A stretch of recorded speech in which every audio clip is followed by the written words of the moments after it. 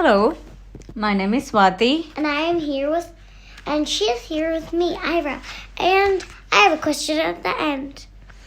I'm reading a book, The Tomato Sauce, of course. Chapter 1. I stood on the kitchen chair with the pantry door wide open. I shoved cans of tuna and soup onto the side. No, I couldn't see what I want anywhere.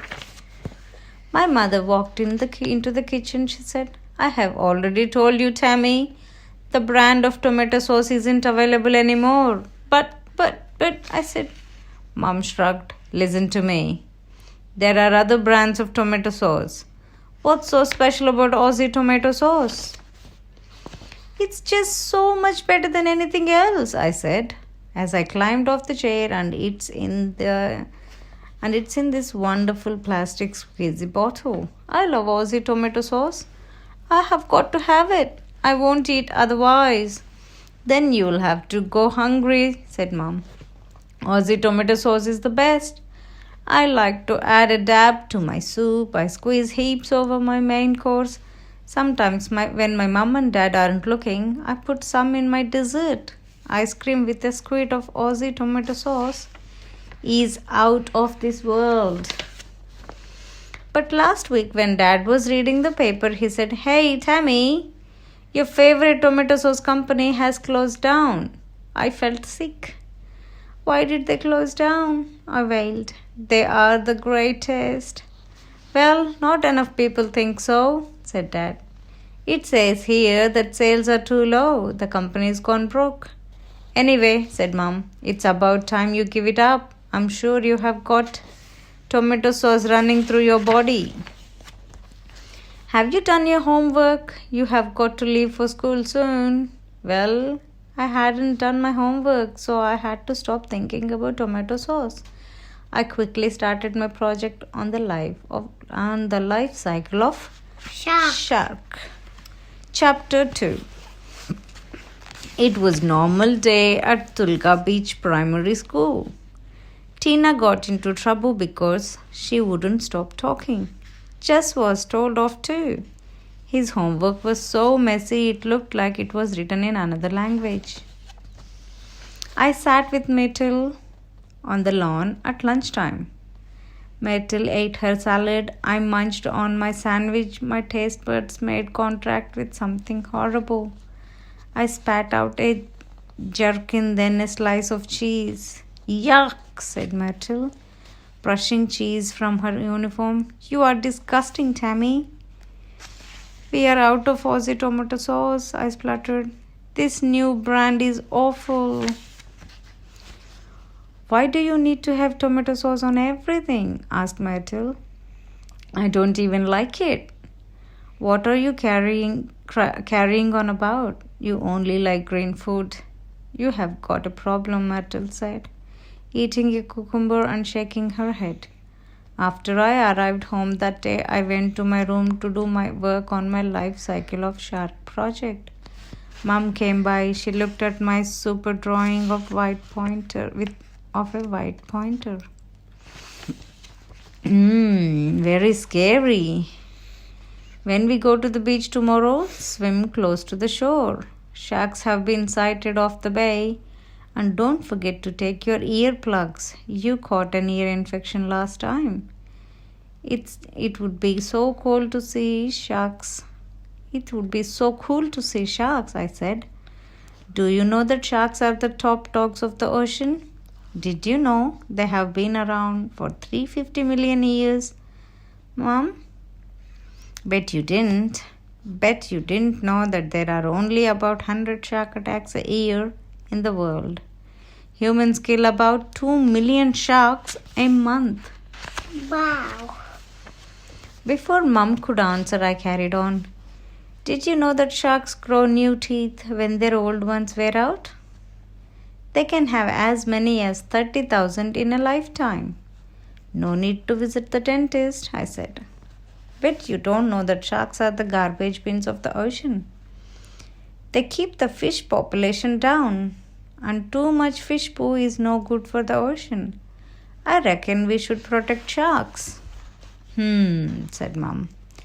Save the sharks to reduce fish poo? I don't think you will get too many people involved with that idea. I went back to my homework. I drew some awesome pictures of shark with teeth that looked like cutting edge of a giant saw. I love sharks with their cold, beady eyes and powerful bodies. They are absolutely amazing. Later at dinner, I sat with my arms folded. Nobody understands. I can't eat food without squirting it with Aussie tomato sauce. Tammy, you have got to face facts. The company's closed. You can't get Aussie anymore, said Dad. Then I would ration myself. Oh no. I shoved meat and potatoes and carrots into my mouth. I gulped them down as quickly as possible. Oh, yuck. I couldn't manage. Life without Aussie tomato sauce was a disaster. What could I do? Chapter 3. The next day was a Saturday. I began to think there had to be shops around that might still have squeezy bottle or two left of my favorite sauce. I would use all my pocket money. I would buy Aussie from every shop in town. Then I would ration myself. 1 tablespoon on my breakfast cereal, 1 in my Vegemite sandwich, 1 for dinner and 1 for dessert. It might last for years that way. I punched the air. Aussie, Aussie, Aussie. Oi, oi, oi. Aussie, Aussie, Aussie. Oi, oi, oi. I told my plan to Myrtle. All you can think of is your Aussie tomato sauce. I took a green icy pole out of the fridge and I gave it to her. Don't give me a hard time, please. After she finished the ice block and had proudly examined her green tongue, in the bathroom mirror we put on our cozies. I raided my piggy bank and we left with Mom and Dad for the beach. There was a supermarket and a small shop that sold groceries on the way to the Tulka beach. I pleaded so hard that Mom gave in. She and Dad waited outside the shop while I checked the shelves. There were lots of different brands of tomato sauce, but no Aussie. Finally, with Mom and Dad still complaining, I checked the shop across the road. Mr. Sanders sold everything there. Sunglasses, soft drinks, takeaway chicken, sun hats, sausages, almost fresh bread, eggs, spaghetti, rice. I moved stock around the shelves. I searched behind soup tins and spaghettis. What are you looking for, Tammy? Mr. Sanders asked, squinting behind his thick glasses. Aussie tomato sauce, Myrtle answered for me. I think I have got 1 squeezy bottle left, said Mr. Sanders. I jumped up and down. I could hardly believe my eyes when he blew dust off the bottle of Aussie tomato sauce. I stared at the old familiar label. This felt like the most important moment in life. Like the most. Mr. Sanders, I said, you are awesome. I was so happy that I bought a packet of green jelly babies and a lime ice blocks for Myrtle. I hope no one pinches my sauce at the beach, I said to Mr. Sanders. Hang on, he said. He held a roll of thick string. He looped it strongly around the top of the squeezy bottle of my darling tomato sauce and tightened it. Now tie both these long ends around your neck. It's small and you will have no trouble swimming with it, he said. I beamed. Finally, someone who truly understood me. Of course, when I came out of the shop with a squeezy bottle of Aussie tomato sauce around my neck, Mom and Dad looked horrified.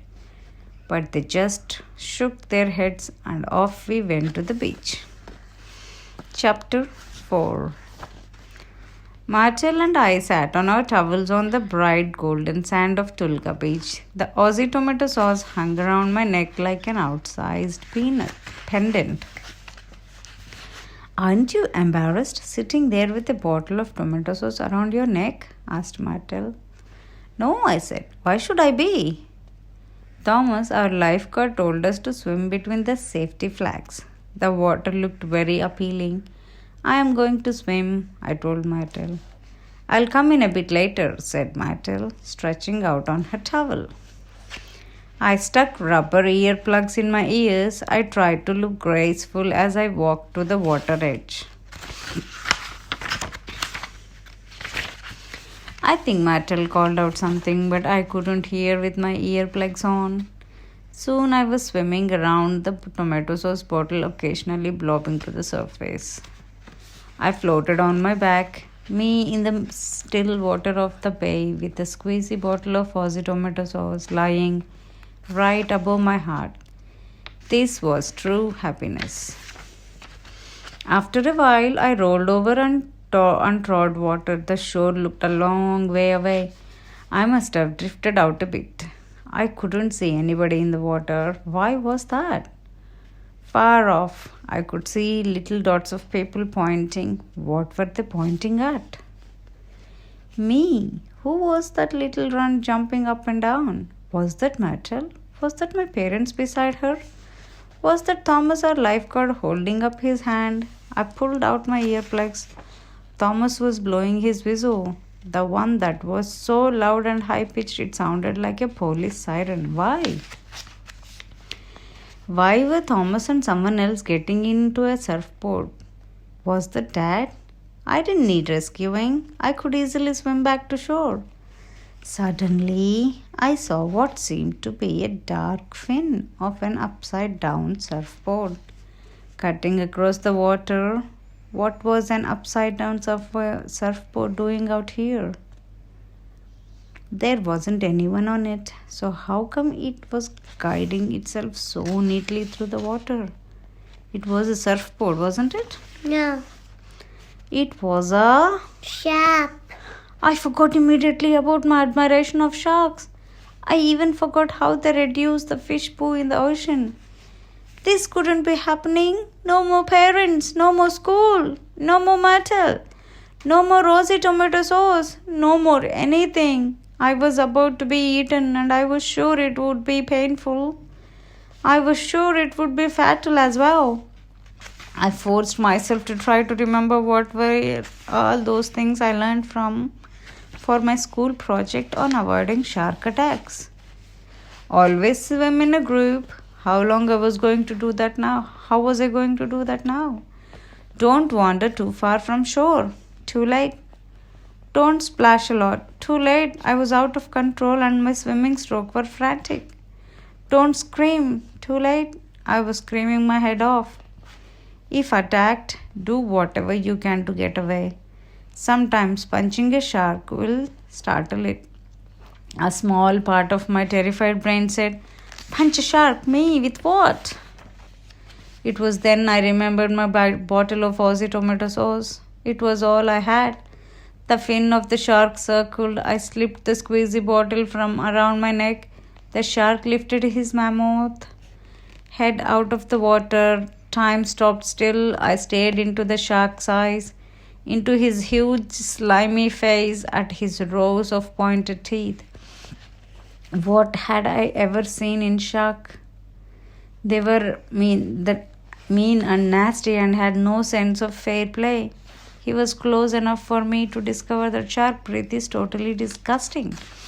I threw the squeezy bottle of tomato sauce right at him, right through his open jaws. Now I had to swim quickly to the shore, but my arms and legs felt like a quivering mass of jelly. Suddenly I saw the water immediately around me turn red. Before I had a chance to see if I was still in one piece, I felt myself being lifted up. They felt like cool hands, but then again in my state they might have been jaws. I thought I was dying, but actually I passed out. But what does that mean? Unconscious, dizzy. Chapter 5. When I opened my eyes, I was lying on the sand. Thomas was giving me mouth-to-mouth resuscitation. His breath was vile, even worse than the shark's. Stop, I said. You're killing me. My voice came out squeaky, and I immediately spat out seawater. There was a crowd of noisy people around me. Tammy, I thought you were dead. Martel bent over me. We thought we would lost you, said Tammy, said Mom. Dad wiped tears from his eyes. My legs, I said. Did the shark take my legs? Not unless you have grown a spare pair, Thomas said. Thomas got to you just in time, said Martel. Not really, said Thomas. The shark had already made a grab for you. What did you do to make it lose interest? We saw something in the water that looked like blood. The shark was thrashing around, going crazy for it. It was my Aussie tomato sauce, I squeaked sadly. Thomas looked confused. I had it hanging on a string around my neck, I said. It was the last bottle of Aussie tomato sauce left in the world. The shark certainly loved it, said Thomas. He loved it so much that he forgot all about you. That's when we plucked you out of the water. Aussie tomato sauce saved my life, I said gratefully. Then I passed out. Life became exciting. Immediately, people across the country began to talk about Aussie tomato sauce. They said it was so good that shark forgot all about me in its feeding frenzy. Everyone wanted to buy it. The company reopened, and they gave me a lifetime supply of Aussie tomato sauce. They even featured a cartoon of a shark on their new label. The label said, Aussie tomato sauce. Ask any shark. It tastes better than paper. They call me Tomato Sauce Tammy at school now. I don't care. I am Tomato Sauce Hero. Aussie, Aussie, Aussie. Oi, oi, oi. Ozzy, Ozzy, Ozzy. Oi, oi, oi. Hope you have a good night after hearing that story. Good night, good night, good